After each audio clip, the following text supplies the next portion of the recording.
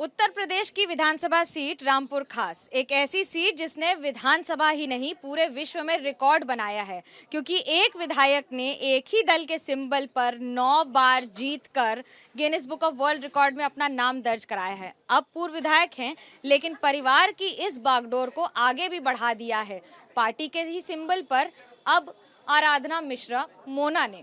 लेकिन हमारे साथ दोनों हैं। प्रमोद तिवारी जी इतिहास रचा है, इतिहास के पन्नों को कैसे देखते हैं पलटकर, और इस बार कैसे कुछ और उसमें एडिशन करने की तैयारी है? देखिए, जो विधायक बनता है उसकी इच्छा होती बार बार बने, सांसद बनता है, प्रधान बनता है, बार बार बने, लेकिन अपनी मर्जी से तो नहीं बन सकता।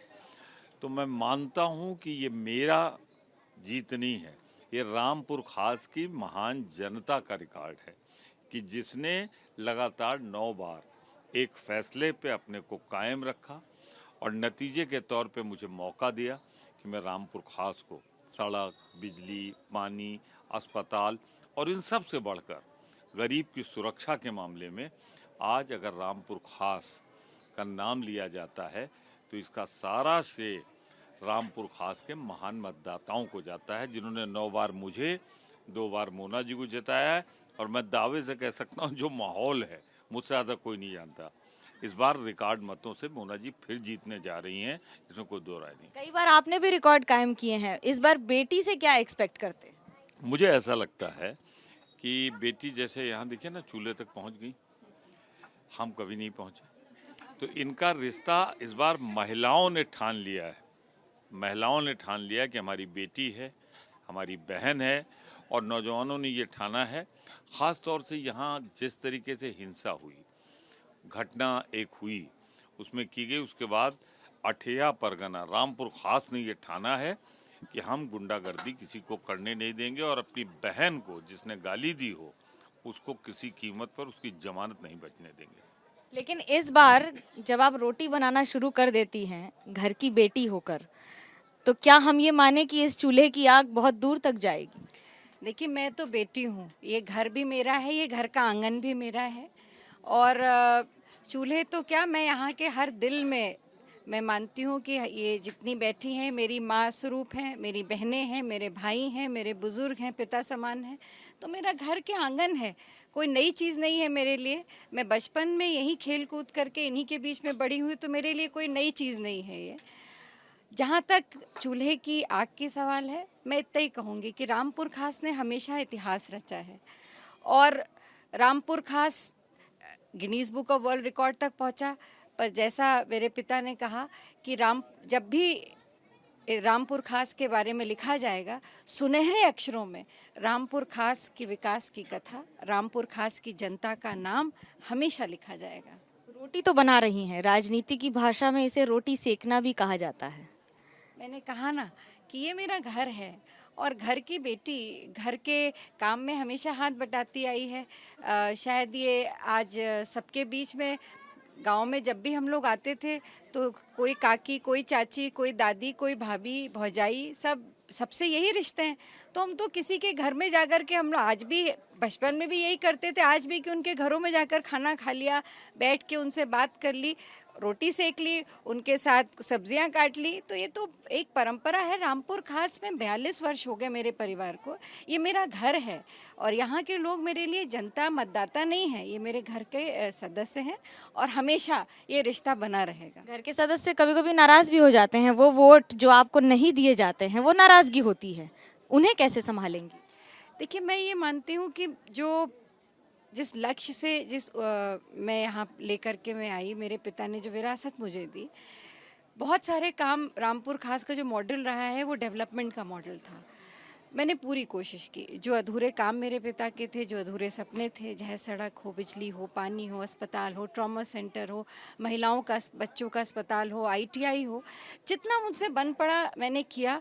और मेरा वायदा है कि मैंने विरासत ली है, मैंने अपने पिता से वायदा किया है कि जब तक मेरी सांसें चलेंगी तब तक मैं रामपुर खास परिवार की सेवा करती रहूँगी। एक बात कांग्रेस के ऊपर बहुत सारे सवाल उठ रहे हैं, नेतृत्व पर, चेहरा कौन होगा, बाकी सारे सवाल।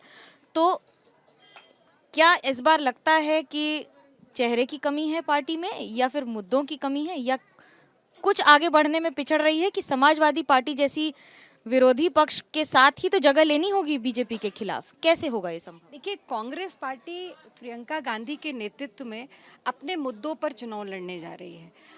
40% महिलाओं को टिकट में भागीदारी देना कोई साधारण फैसला नहीं था।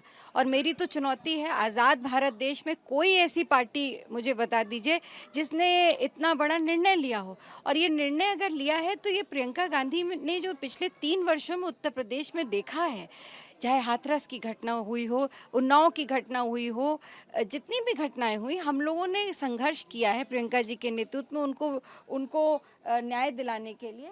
तो कहीं ना कहीं ये वजह थी कि हम चाहते थे, हमने देखा कि महिलाओं की क्या परिस्थिति है उत्तर प्रदेश में, और उस परिस्थिति से उन महिलाओं को अपने लिए, उनको किसी के आगे अपने को न्याय दिलाने के लिए किसी के सामने भीख न मांगनी पड़े, उस बेटी को हमें इतना सक्षम बनाना है। इसलिए हमने 40% उनको भागीदारी देने का फैसला किया है। मुद्दों की कमी नहीं है, महंगाई, इतनी सारे महिलाएं बैठी हैं, आप पूछ लीजिए 2 वक्त की रोटी इन महिलाओं को कितना मुश्किल होगा अपने परिवार को खिलाना। उज्ज्वला योजना जिसकी बात की, जिस पे एक बार सरकार बन गई, आज क्या हालत है, आज फिर चूल्हे पे खाना बन रहा है। तो क्या कहीं ना कहीं भारतीय जनता पार्टी हर मुद्दे पे, चाहे बेरोजगारी हो, महंगाई हो, महिलाओं की सुरक्षा का मामला हो, हर मुद्दे पे असफल हो चुकी। मुद्दों की कमी नहीं है। मुझे विश्वास है कि अब की बार प्रियंका गांधी के नेतृत्व में कांग्रेस पार्टी एक मजबूत विकल्प बनकर उत्तर प्रदेश में आएगी,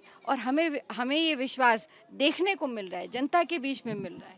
प्रमोद जी, आपसे पूछना चाहेंगे, आपने इतने सावन पतझड़ देखे हैं, इस बार की लड़ाई और बाकी की लड़ाई में अंतर क्या है? क्योंकि विपक्ष भी कई खेमों में बटा हुआ है। देखिए, मैं ईमानदारी से एक बात कहूँगा, एक मन जनता ने बना लिया है। जिस दिन भी चुनाव होगा, भारतीय जनता पार्टी की सरकार को सिर्फ जाएगी नहीं, इसे लोग उखाड़ फेंकेंगे, गुस्से में उखाड़ फेंकेंगे। इससे बहुत नाराज हैं। महंगाई, छुट्टा जानवर, बेरोजगारी, कोरोना काल में लाखों लोग मरे, 4-4, 5-5 हजार लाशें तैरती नहीं गंगा में, 1-1 फीट पे लोग दफन हुए, तड़पते रहे, ऑक्सीजन नहीं मिली। तो भाजपा के लिए तो लोगों ने मन बना लिया कि इसको उखाड़ फेंकेंगे। और मेरा दावा है, शतक नहीं पूरा करेगी, 100 के नीचे। हाँ, किसान बहुत परेशान है, उसकी उपज का मूल्य नहीं मिल रहा है। देखिए ना, ये सारी बातें अपने आप निकल के आ रही। विकल्प की जहाँ तक बात है, विकल्प के रूप में देख लीजिएगा, कांग्रेस आएगी। कारण क्या है? लोगों ने भाजपा को देख लिया, सपा को अभी पिछली बार देखा था, उनके प्लस माइनस है, बसपा लड़ाई से बाहर है।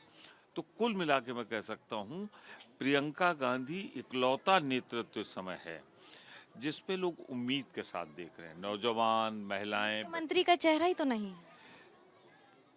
अब मैं एक चीज कहूँ, जब पार्टी आ जाएगी इन पावर, तो हमारे यहाँ, मैं 5 बार CLP लीडर रहा हूँ, कभी मुझे घोषित करके नहीं लड़ाया गया। हमेशा पहले विधानमंडल दल का गठन होता है, फिर वो अपना नेता चुनता है। तो वही परंपरा हमारे यहाँ होगी। वोट मिलेगा कांग्रेस के नाम पे, वोट मिलेगा गांधी के नाम पे, प्रियंका गांधी के नाम पे, और उसके बाद बहुमत जिसे प्रियंका जी चाहेंगी, जिसे बहुमत चाहेगा, वो हमारा मुख्यमंत्री होगा। एक सवाल मोना आपसे पूछना चाहूंगी, परिवारवाद के खिलाफ बहुत आवाज उठती है, क्या जवाब है आपका उन आवाजों को? देखिए, मैं सीधी सी एक बात मानती हूँ कि अगर विरासत मिली है तो उसको सजो करके रखना और विरासत को आगे ले जाना, ये सबसे बड़ी कला है।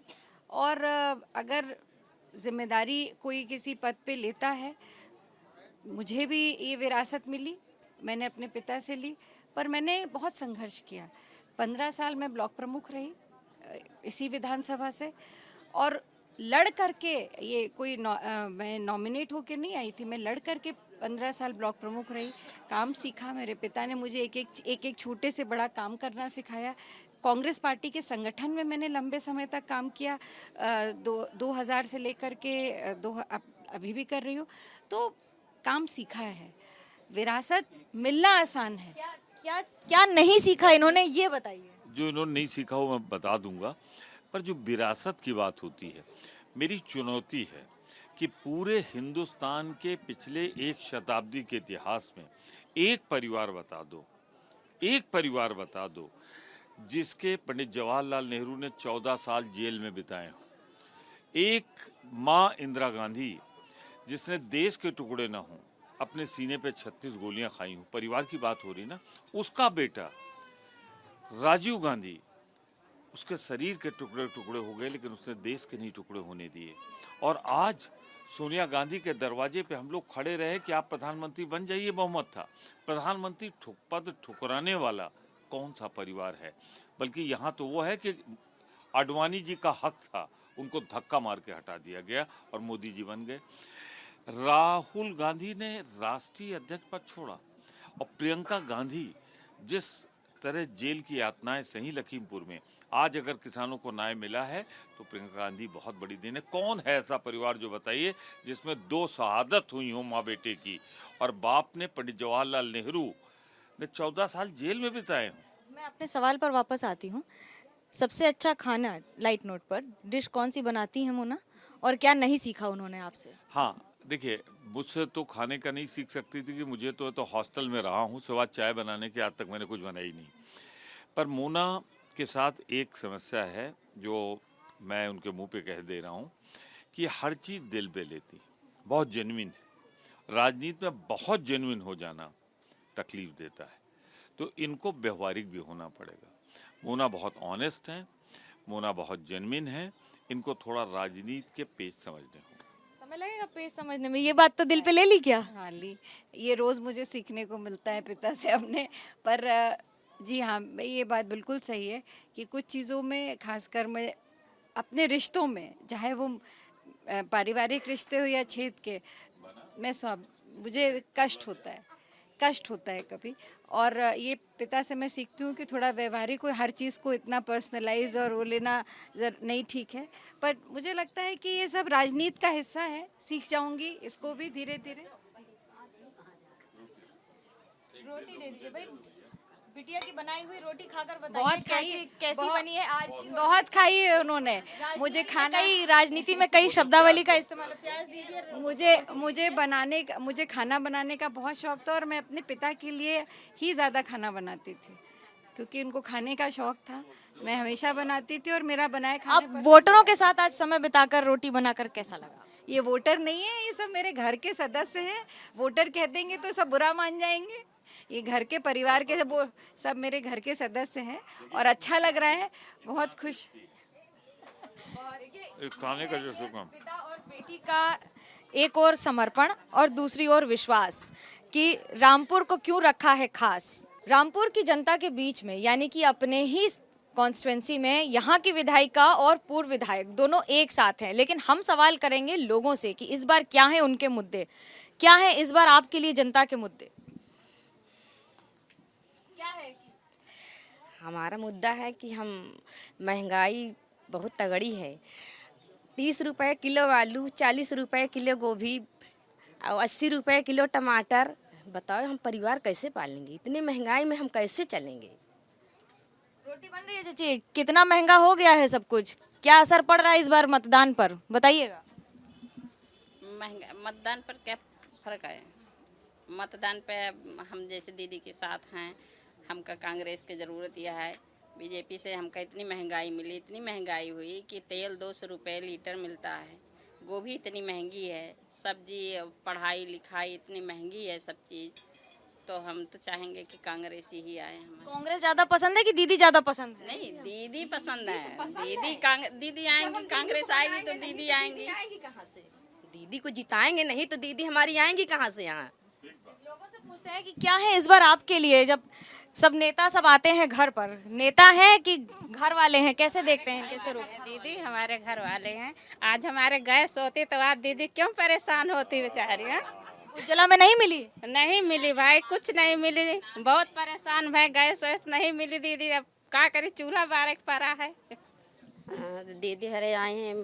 दीदी हमको बहुत खुश है, इतनी खुशहाली है। आज हमारे दरवाजे पे दीदी भैया प्रमोद जी आए हैं, बहुत हमको। क्या है आपके इस बार के चुनाव के लिए, क्या क्या परेशानी है, क्या क्या अच्छा हुआ है? बहुत है बेटा, लेकिन सब परेशानी दूर हो जाए, बिटिया जीत जाए, सब परेशानी दूर हो जाए। जब जिसमें सबकी भलाई उसी में हमारी भी है। देखिए, एक और समस्या होती है, दूसरी ओर समाधान खोजने की कोशिश होती है, लोगों से पूछने की कोशिश और जानने की कोशिश। कैसे देखती हैं इन सारे मुद्दों को मुना आप, कि इस बार के मतदान में सिर्फ महंगाई, चूल्हा, सब्जी ही है कि और भी कुछ है? देखिए, मूल समस्या तो अगर महिलाओं की बात करें तो सबसे बड़ा मुद्दा तो महंगाई का है। मैंने पहले कहा, मैं भी एक गृहिणी हूँ और मैं जानती हूँ कि अपने परिवार को एक पौष्टिक 2 वक्त का भोजन देना कितना कठिन चुनौती होती है। तो इन सब के लिए सबसे बड़ी समस्या है सब्जी के दाम, तेल के दाम, सब कुछ बढ़ चुका है। तो इनके लिए ये महंगाई तो मुद्दा है ही है। उससे बड़ा मुद्दा मैं जब नौजवान भाइयों को देखती हूँ, बेरोज़गारी कितना बड़ा मुद्दा है। कितना बड़ा वायदा किया था सरकार ने कि हम 20 लाख नौकरी देंगे, क्या हो गया? पर आप देखिए, जिनके पास नौकरी थी भी, उनकी नौकरी चली गई। तो ये बेरोज़गारी भी एक बहुत बड़ा मुद्दा है। किसानों की जो आज छुट्टा जानवर की समस्या है, ये तो मेरी तो रूरल कॉन्स्टिट्यूंसी है। किसान कितना परेशान है। सबसे ज़्यादा उसकी चुनौती है कि दिन पहले तो रात में ताकता था खेत, अब तो दिन में भी उसको ताकना पड़ रहा है खेत। तो नौजवान, किसान, महंगाई, ये सब बड़े मुद्दे हैं। मुद्दे बहुत हैं और जनता जवाब देगी हर बार चुनाव में ही, हर बार की तरह। कैमरा पर्सन सूरज पांडे और मनोज तिवारी के साथ मनोज्ञा लोईवाल, रामपुर खास, प्रतापगढ़, एबीपी न्यूज़।